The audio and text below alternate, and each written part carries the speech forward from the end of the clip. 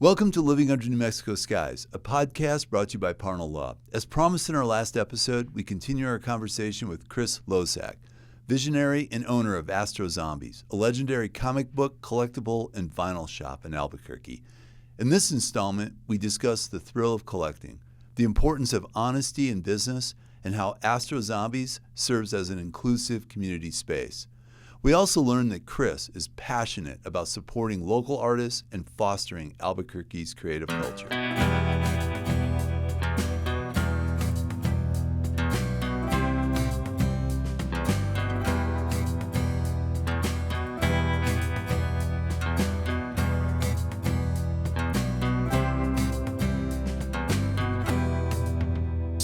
So here's the $60,000 question, and it may not be answerable because of your knowledge base and what you do in the shop. Sure. What's hot right now? Is it Japanese? Is it manga. Marvel? Is it DC? When it comes to comic books, you're good. I was just going to ask you. I was going to say two words: Japanese manga. Yeah, 100%. The kids today love animation, love anime, love manga, and there's been a lot of manga movies. Well, I'm sorry, anime movies and shows that the kids will kind of get into the manga, but usually they'll buy number one and they won't move on because it's a backwards comic book. Yeah. So it's a little it's awkward for Americans to read. Right to you left. Right. This is the whole thing. Yeah, exactly. You got to start at the end. So my brain doesn't understand it. So it's not that they don't like it. It's just that it isn't natural to read. Right. And so that's why the crossover isn't quite as significant as movies to comic books. Right. It still happens. Okay. And people are really into that culture. The Japanese culture, remember in the 80s, the Japanese loved American culture, the baseball, the leather jackets, it was just... I went to Tokyo in the late 90s and came back with some of their Japanese punk, 45s, EPs. Oh, okay. Yeah. But what was crazy was Apples in Stereo, a band from Wisconsin, kind of a post-punk, was big over there. I don't think they were ever big here in the U.S., but isn't that crazy? So quick question for you. Yeah, I know. It's like, what? But anyway, but here's a question for you. Do our comics play over there?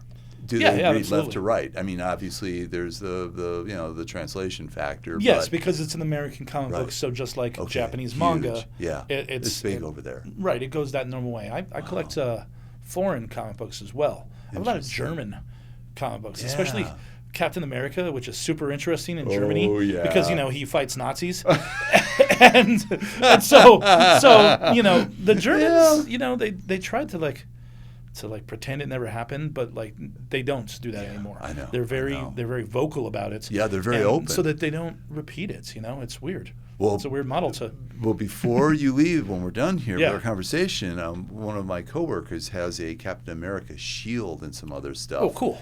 And some of them are actually from some of the films. It's stage set it'll stuff? be fun. It'll be fun. Wow. He has a very unique kind of a little thing on his resume. He was in the final 5 seconds of Breaking Bad. He's one of the officers that steps over in the meth lab after Walter's been shot and killed. Yes. In one of my favorite bands, Badfinger starts playing Baby Blue, but he steps over it. So his office is like a little museum of local productions. I have a Breaking Bad connection as well. Yeah. They bought all their car parts and things they needed from Napa, the Napa that I was managing at the time. No, so when you see that final scene when he puts the gun on the rotating mechanism, you see a Napa battery there. Sold it to him. It just gets weirder. I never met the actors. Yeah. Well, it just gets weirder. No, that's so cool. So, all right. Is it customer or is it lifestyle with the guys that you really see for your subscribers? It's got to be a lifestyle. I mean, to a certain extent. It's both. All right. We get a lot of looky-loos, and that's perfectly fine. People are browsing. Right. People that are enamored with whatever we're doing.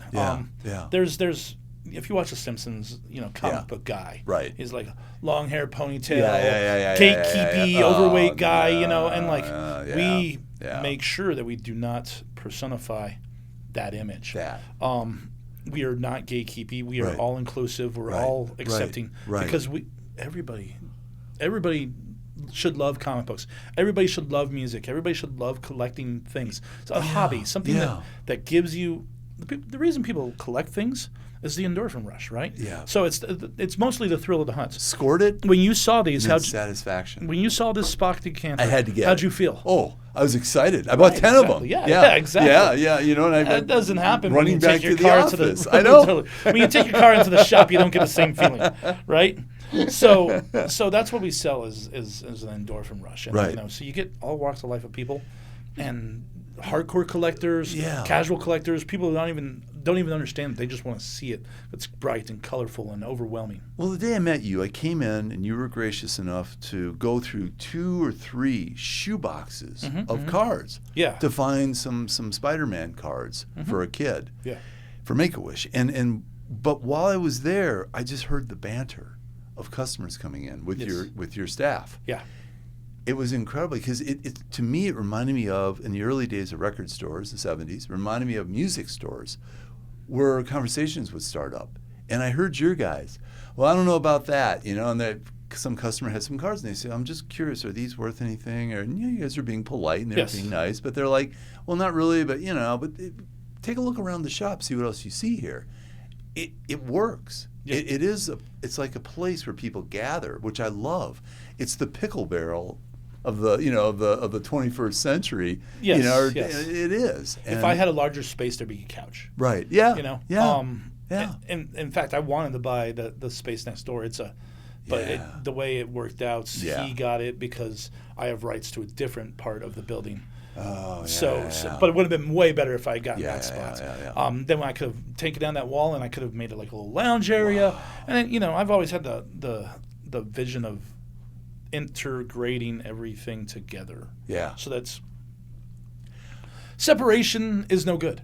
Yeah. You know, black and a white. No, there's gray. Let's live in the gray so that we see each other's perspectives and get to have good You time. remind me of my buddy Dave, who he's a barber here in town, but he used to be at Ace downtown. And the first time I went in there, Ace? Yeah, Dave was got my hair cut last week at You can't Ace. tell looking at me, but but Dave was spinning albums in there. Yeah. So I said, wait, does he work at a Dave McComb? Oh, okay. He's not up on the Dave I Central was now. thinking Yeah, of. Okay. but I told him, I said, next time I'm coming in, I'm bringing some old vinyl for you. Yeah. So I brought some old vinyl, and Cool. Then when I got my haircut, he was I can see that. I can see that with your shop, with your store. Right. It's an open, comfortable place to hang out. Yeah. And yeah. You know, we want to talk about everything. Yeah. We're all opinionated, but open at the same time. You know. Yeah. But no, I expected you'll hear some sass. You know, in music stores, sure. I hear the same thing. But we're not gatekeeping, and that's the part that's super important to me. Yeah, and that's the environment that I'm trying to always foster. Yeah. Is you don't know that Superman's first appearance is Action Comics #1? Who cares? Well, don't now you insult. do. Yeah. Yeah. Well, it's interesting because you know, I one of my most valuable guitars was that I took a mental health day off from work in Chicago. Okay. Walking up Sheridan Road, and I go into this one music store and the sound post, and an elderly woman, probably in her 80s, comes in with a couple guitar cases. Mm-hmm. It was a classic, just like we were talking about, just like your shop. She puts the case down, and I go, and it's an early 50s Fender Tweed case. She opens it, and it was a 1951 Fender Precision bass. Ooh. But it had been painted with house paint, and it had a Formica pickguard on it. Right, so the kid behind the counter says, hey, lady, I haven't eaten she says, is this worth anything? He said, I haven't eaten my lunch yet. I'll trade you my lunch for the guitar. Oof. And she was insulted, and I quickly slid over and closed the case and handed her my business card and said, ma'am, can you give me a call? Yeah. So I can see that same situation, you know, in any kind of situation. Someone comes in probably and shows you a card, and your heart starts racing because you go, or a comic book. Yes. It's like, oh, yes. So that happens all the time. I bet. You hear the stories of, I used to have that, but when I went into the military, I went to college, my parents destroyed it, sold it. You hear that story every day, and it's happened to all of us too, right? Yeah. My dad's Impala, he had a 62 Impala that was all hot rodded out, and he went to the military, and when he got back, Dad sold it. You know, bye-bye Impala. You know, so you hear the other stories, and you hear the other stories. People bring in stuff all the time, and it's a two-sided coin. Yeah. Especially with eBay now, because you can just kind of look on eBay and go, oh, this one's there's a big number next to it, so it must be worth a ton of money. I have to right there. I'm gonna get up on my soapbox. Yeah. Gruen, famous guitar collector, down, I believe, in Nashville, and me and some others, the internet destroyed. I mean, I used to be able to go to garage sales. I would go to auctions after a farmer died, and I'd go, oh my Lord, look at that. The only problem was Rick Nielsen, this guy that I grew up near, who was in Cheap Trick, was a obsessed collector. And he was always there, and he was 10 years older than me, so I had $120, he had $1,200. Right. But I hear you. Isn't it incredible what happened? eBay, the internet. Now you can Google, Spider-Man card, blah blah blah blah blah, and dollar amount pops up. Right. Which kind of here's the thing, though. Upsets me. That dollar amount is often incorrect. Yeah. And that's the hard part. You know, somebody comes in and is like, Yeah. I saw this, they're asking for $1,000. Yeah, I'll take $900. You're like, well, unfortunately, they were asking for $1,000. But if you do a little more research, here's how you do it. And we always show them. Yeah. Say, this is, change this filter, the sold, and then this is what people are actually willing to pay for it. Yeah. You know what the very first thing that sold on eBay ever was? An air guitar with no case for $500. Incredible. So you got nothing. Yeah. It was quite literally the first sale on eBay was literally nothing. It was just the concept. It might as well have been an NFT. Isn't that funny? It's hilarious. Oh yeah. No. Oh my God. What is this? Yeah. Well, to our listeners, I highly, encourage you to go to Astro Zombie, to go and talk to you guys. And if you have something or you're looking to get something, but I love the idea that you, if you're honest and fair with people, it's like anything, music store, whatever. And you tell them, no, I'm really sorry. I know you saw that Yardbirds album said $1,200, but unfortunately yours is not the one. Yes. Or it was played 600 times by your older brother. And you get that. Oh well, it's pretty good condition for its age. No, it's in bad condition, and that's the end of the sentence, right? Because there's things that are that age that are in really good condition. That's really good condition. So it's hard. Condition's king, especially in what we do. Yeah. And we have to be pretty. Some people get insulted. Yeah. Here's the thing: if it's worth $400, actually, I'm only going to be able to give you about a quarter or a little bit more of that in cash because I have to sell it. I know. That's the other thing that people don't realize. I'm taking a chance. Yes. I'm taking a chance. Will I be able to resell it? Where am I going to store it? There's a bunch of things that go into the equation. The industry standard was about 25% cash, 50% trade. Right. I have stepped up on that for things that I want, for sure. Yeah. But if I know that, somebody brought in 4 crates of records, about half a crate of that stuff was something that I could do. So I offer them a number with the rest of it because they're trying to get rid of it all. Yeah.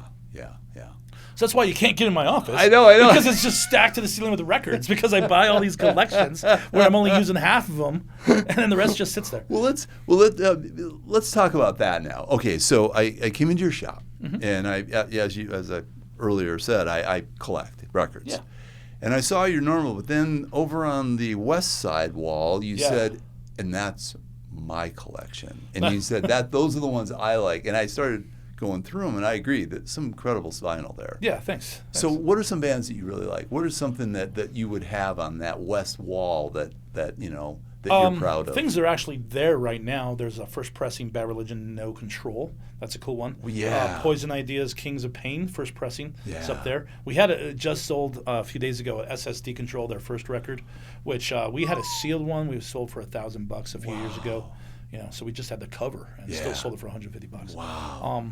There's some Casualties signed records there. Yeah. I'm not a big autograph hounds, but it's cool to have. Yeah, I'm not either, but it is. My buddy Jesse Phillips did art for a hip hop artist named Cool Keith. So his other monikers are Black Elvis, Dr. Octagon, which is what actually got him really famous. I've heard of that. Yeah. And he did covers for one of Cool Keith's records. He also did a different cover for the tape and a different cover for the CD.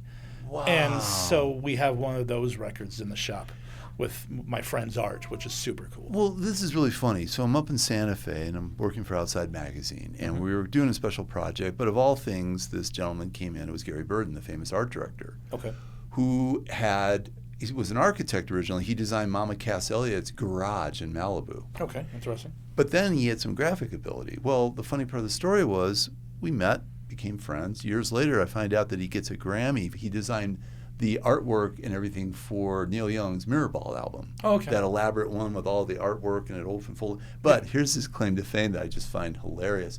He designed the melting wax font for the San Francisco, that whole era of Grateful Dead, Jefferson Airplane, those famous posters. The posters, the prints. Yeah, and now those posters are worth thousands of thousands of dollars. Thank you very much. They have a grading service for those posters. Yeah. My God. I dipped my finger into that a little bit, and then realized I was way out of my depth. I mean, comics, I'm already out of my depth. But those vintage posters, one, I wasn't around for any of it. Well, so I'm a little too young for it. My girlfriend lived in Chicago, and because she worked at Metro, famous club. Yes, got a lot of the posters, and she said that one day, I forget what happened, but all of her rock posters were gone. The original collection, going back to the early 90s. Somebody stole it. Yeah, and was it a roommate? Was it? But along those same lines, I hear a funny story. A friend of mine is now selling those rock posters in Chicago. And he's done pretty well with some of them, with the multicolored, the rainbow slice color ones. But he told me a funny story. Some guy had an original 1968 or 9 Led Zeppelin concert poster, but the idiot had it hanging over the toilet in his bathroom. He had a party, and guess what? Walked out. Now, I think that poster, I forget the value, but it was tens of thousands of dollars. So, isn't that crazy? Brutal. Yeah. So. People steal. It sucks. So do you have special events at Astro Zombie? Are there like launches? Is there a new collectible coming out? Is there something that you guys maybe have an event? Yeah. Most recent event we had a hip-hop group perform in the shop. Really? Yeah, and then a few days before that, Tiny Desk, man. Yeah, that's basically the concept. I love it. We've done a few. This is our third or fourth. Wow. We've had a metal band play an acoustic set. We had an experimental band do an experimental set. I want to get on your mailing list. All right? I have to get on your mailing list. Basically, Instagram is what. All right. That's very good. Our media presence. Yeah. For the most part, it's what we spend all of our time trying to get the word out is Instagram. You have 6,500 followers. A few, yeah. That's not bad. That's okay. Yeah. When I got there 9 years ago, we had less than 1,500. I was going to say, probably nothing. It just wasn't being focused on. Right. And me and the owner kind of discussed. Yeah. I took it on my wing, and now, I'll post something. I'll get messages immediately. Hey, how much is that?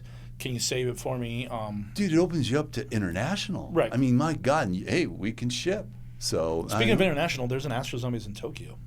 No. Yeah, and they do basically the same thing that we do, but Japanese. Okay. It's very weird. Yeah, okay. All right. Very weird. Let's talk about that really quick as we start to wind down here. The movie Astro Zombies. My God, I went and checked it out. Oh, yeah. John Carradine, of course. Yeah. And I laugh because I watched, for any of you out there, watch the trailer. Oh, my God, an alien slasher film? Yeah, it's it's the D'Argento style kind of like pulp. Early days of cinema horror. Yeah. And that movie and the Misfits band's song called Astro Zombies, which is about that movie, the Misfits, are the main right. influence. I forgot about the name of the shop. Very good, very good. So, all right, I want to ask you about something because here at Parnall Law, we're really into local, man. It's all about local. We want to be local. We want to give back. I know you give back. That's how I met you. What I can. Yeah. Talk about local, man. How important is it? I know, okay, we got an Astro Zombie in Japan, and maybe someday you get to go over there and visit. But I definitely want to make that a trip. And I'll get kidding. tagged all the time, and it's stuff like advertising their stuff. Invite them to come over. That'd be hilarious. You guys could do it. It's so weird because it's so similar. Wow. You're like, oh, they have collectible toys and stuff too. Yeah, it's bizarre. Yeah. So talk to me about local. How important? I know. Okay, Corrales. Yeah. There you are, grounded, family, heritage, legacy, all that, and now you've got this shop downtown. Which, by the way, iconic. Your store, and we're going to come. I want to come and I want to get some footage and everything for this episode so everyone can see it. But talk about local, man. I mean, there you are in Central. You've got the college right there. You've got locals. You've got all these people who come in. I've heard celebrities in town will pop into your shop. It's a tourist place. Nob Hill in general, because it's on Route 66. The building's over 100 years old. Yeah. There's a lot to grasp on there as far as heritage. Yeah. And It used to be a pharmacy. It was a bee place. It used to be a restaurant at one point. Wow. The place where we put all the comic books for all the subscribers was a kitchen at one point. We'll get a little bit of a leak from the oven vent. It's really hard.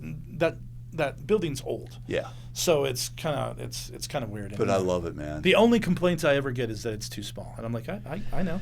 Well, yeah. I can't even tear down a wall because the whole thing will come down. Yeah. It's all concrete, Plus, I'm sure there's some code, because it's so old. Right. Well, so, certainly. Yeah. I don't know if it's a historic building, considered a historic building yet, but I feel really like it should be. Yeah. But as far as the local thing, my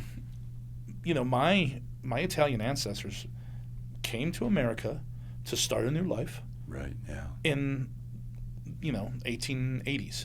And so my roots are significant, as you were already mentioning, as we talked about already. Yeah. I have the Catholic guilt thing. My grandparents were hardcore church every day. Yeah. I was in catechism and all that Roman stuff. Catholic. Right, exactly. Yeah. So there's the guilt that comes with that religion is significant. Yeah. And so I have this, my grandma wouldn't let us have any of the property. She kept it in the family for as long as she was alive because she was worried we would sell it all. Yeah. So I've always had that ingrained in me that this is from the family, for the family. We worked all these years to keep it in the family, all that stuff. So I have that built into me already. Yeah. So when people that are local want to put out a comic book, I'm going to carry it for them. Cool. If a local band presses a record, I'm going to sell it. We have a local section for the comic books. That is excellent. And for the records. Right. And I want more of it, as much as I can. And a lot of those bands, the Tiny Desk stuff, I'm talking to local bands for them to play in my shop. Just a place to expose themselves. I'm going to see if the Handsome family, as long as some people have had run-ins with, but the Handsome family was originally from here. I met them in Chicago. Now they're back, I guess. But that's the kind of act that would be so cool to have play. Yeah. At Astro Zombie. Just there's a little thing, and we have signings. Just when I have a local artist that they put out a new book, okay, sit in the shop for a few hours and peddle your book, and I typically don't even charge them. Yeah, so I hear it. So legacy. I love the concert ideas. I love you doing Tiny Desk type things, promoting local artists, dude. I saw, I think on your Instagram, that there's a young woman here in town who's doing. Is she doing like books? She's there's a few.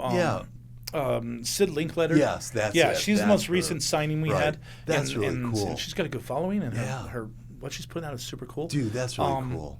I wasn't working at this shop at the time, but we had a local artist. His name is Aaron Campbell. Okay. He came in. He had a comic book. We were the only shop that gave him the time of day. Well, now he's one of the main horror artists for DC comic books. I saw that on your Instagram feed. Yeah, and he's a good friend of mine. Dude, he's a great guy. Excellent. And it just shows, you support people. I don't care if I know they're going to make it or not. They're trying. I'm all for the hustle. I love it. I love it. You try to upsell me something and you're good at it, I'm probably going to buy it like a sucker. Yeah. Just because I want to award you for doing your job well. That is so cool. So the local thing is massive for me, and it's, and some would call it a weight. Yeah. It's like putting a chain on your ankle. It is. You're always dragging this local, but I don't look at it like that at all. No. These are the people who deserve a chance, and I've always kind of been into the underground and more about the underground than pop culture. I love pop culture, don't get me wrong, but when I turn on the radio, I'm not going to hear music I like. Well, it's interesting. Very rarely. This is what I like about you is that whole punk ethos was they went corporate, man. They sold out. They were successful. I've definitely you weren't gatekeeped supposed to be successful. I know. It's like but then there's bands like Rancid where you're like, they deserve every moment of fame. I know. Even Green Day, they didn't sell out. I love them. They sounded exactly the same. It's interesting. I went to see a show. That's amazing. I went to see a show here in town, and I went to see the lead act, Michael Schenker, but Armored Saint. I'd never heard of them. 1982, SoCal. Yeah. Heavy metal. And I dug those guys. But I've heard stories like you that they never gave up their mission. They never gave up what they wanted to accomplish. Right. They were offered chances to join other bigger bands, and they said, nah, we're not interested. So as an adult, I sometimes question, was that the right decision though? Yeah. You know? I know. I know. Like I was saying, I brought up Green Day. Yeah. Yeah, okay, their sound went super popular. But I mean, that's the sound they already had. I know. They just got popular, you know? Yeah. Nirvana, and some will argue that Kurt Cobain couldn't deal with the fame. You're and absolutely that's right. what he You're offed himself for, is because, yes. you know. And you know, this is really interesting. A lot of these conversations, we just did the nice big loop because I'm coming back to that whole idea when we first started that, you know, you just don't know what's going to happen. And if it does happen, it's good. Mm-hmm. You didn't necessarily plan it, but what it does, it is all the sweeter. I mean, it's like Right. It's serendipity. Really, yeah, it sure is. It was supposed to happen. Yeah. Well, Chris Losack, thank you very much, man. It's been Thanks, a pleasure. Chris. Yeah, We're going to absolutely. continue this relationship, man. Please.